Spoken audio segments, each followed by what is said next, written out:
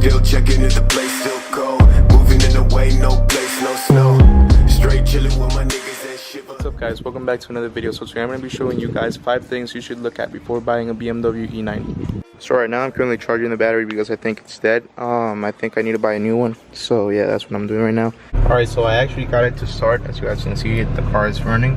I do think that it's my battery that's bad because after I drive it and I turn it off, and let's say I leave for like 2 to 3 hours and I try to turn it back on, it won't start again. So I do think it's the battery that's on its way out.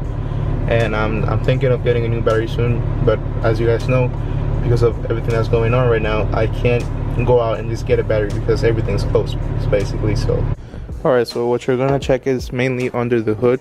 This right here is the oil filter, and all of this is the oil filter housing, like where it bolts to the engine block. If you guys see, this mates to the engine block right there, and there's one bolt right there, the other one's down there, and obviously there's a gasket in between there, because if not, oil will leak out.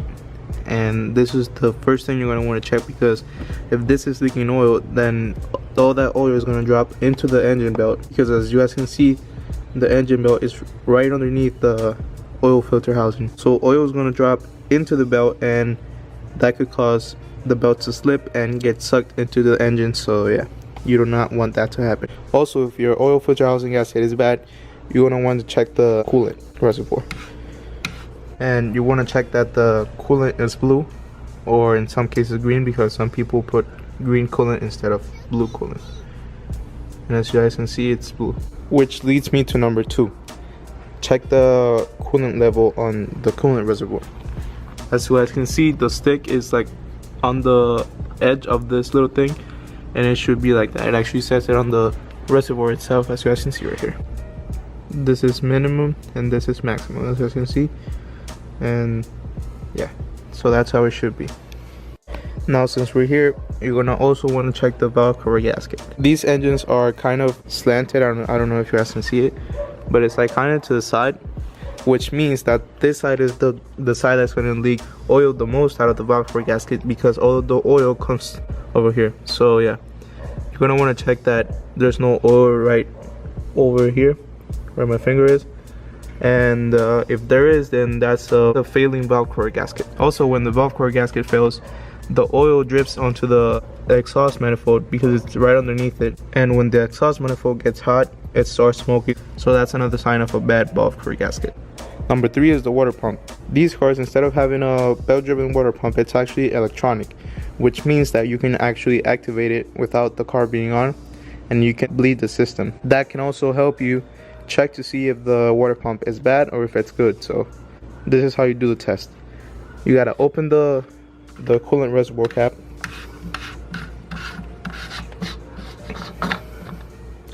Once you're done with that, you're gonna go into your car, put the key in the ignition. My battery's dead, that's why I'm getting that little light, but yeah. Place it on accessory mode, like that, and put the fan on the lowest setting, and make sure the heat is all the way up like this, max. And this is also at the hottest temperature. Once you're done with that, you're gonna want to hold the gas pedal down for like 10 or 15 seconds, and that should do it. Once the water pump is activated, you're gonna see water coming out of a little hole in the coolant reservoir tank. Another thing you gotta check on these engines is you gotta open the oil fill cap, and you can actually see the valve lifters and all that. And if you shine a light in there, you can actually see like how the oil is and all that. You can actually see if there's like sludge buildup in there or something like that, but that's another thing you could check. And also, since we're here, if you have your car running and you open the oil fill cap and you see a huge amount of smoke coming out, that means that there's blow by in the engine, which means that the rings are done and you need new piston rings basically. So yeah, keep that in mind also. The next thing you should check is this thing right here. This is the power steering fluid reservoir tank, and these are known for leaking all the way down here. As you can see, mine is already leaking a little bit. When it's leaking, you can see like all the power steering fluid build up like on the sides, and you can actually open it to check the power steering fluid level. You can see there's 2 lines, and when it's at max, it has to be on the top line. The next thing you can check is the brake fluid, which is right underneath this cover right here. You just gotta lift these tabs up right here. You gotta lift up these tabs right here, like that. There's another one on the other side also. Just lift it up. That's it. Now you can take this little cover off. Once you have it off, you can actually see the brake fluid reservoir right there. And to check the level, just take this off. Make sure that the area is clean, because if any dirt gets in there, that could be bad for your brake system. So make sure everything's clean right here. Mine is clean, so I'm not worrying about that.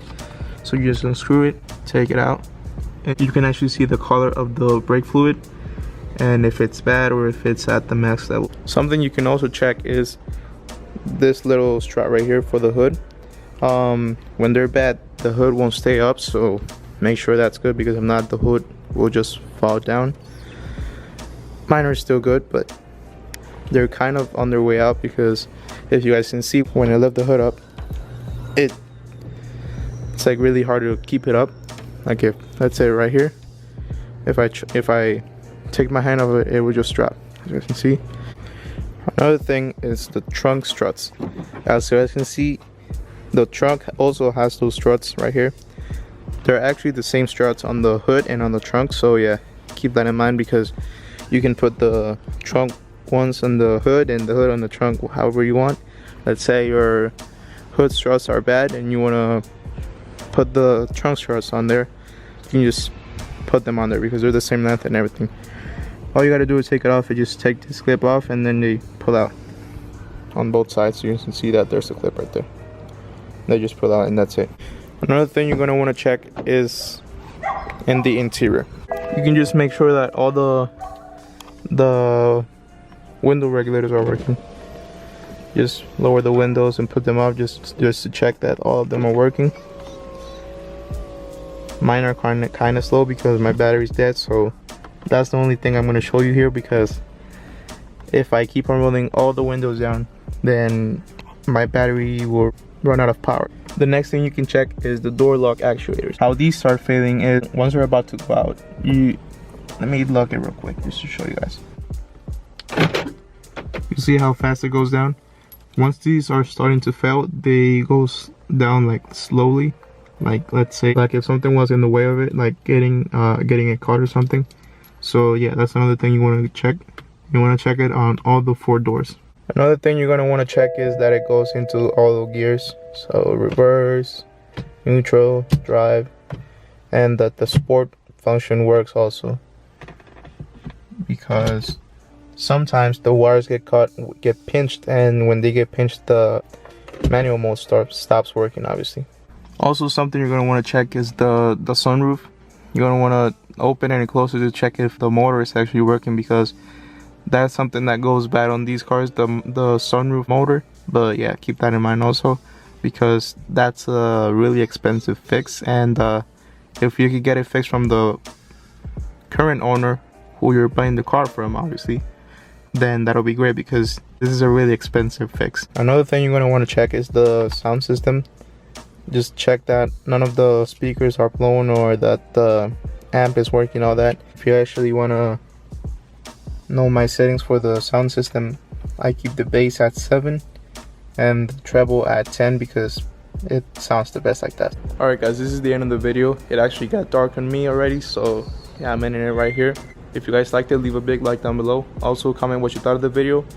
Comment what you would like to see me do with this car also, and comment some videos that you would like to see of this car also. Also follow me on my Instagram at BMW_HN, and I also open up another Instagram account, which is at E9X Club, so go follow me there also, please. And also please consider subscribing, it helps me a lot. And yeah, I'll see you guys next time. Peace.